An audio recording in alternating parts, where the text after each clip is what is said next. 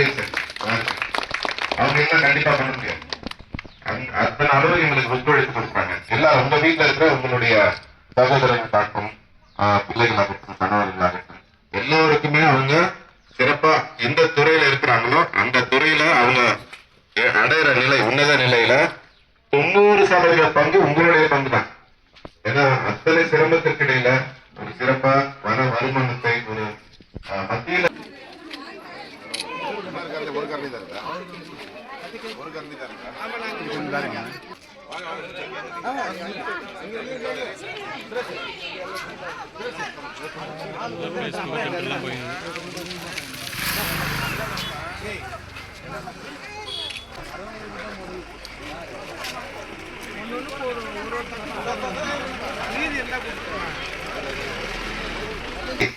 அண்ணனுக்காகவும் சரி, நம்ம டாக்டர் சகோதரருக்காகவும் அண்ணன் சொன்னா அப்புறம் வயசானவர் அவருக்கும் இந்த மாவட்ட மகளிரணி தலைவராக இதுவரை செயல்படுங்க மலர்மதன் அவர்கள் ஒரு ஆணுக்கு நிகராக போராடி எந்த விஷயத்தையும் செய்யக்கூடிய ஒரு நபராக இருப்பவர்கள் அவங்களையும் வாழ்க்கை வருங்காலங்களில் யார் யார் எந்த நிகழ்ச்சி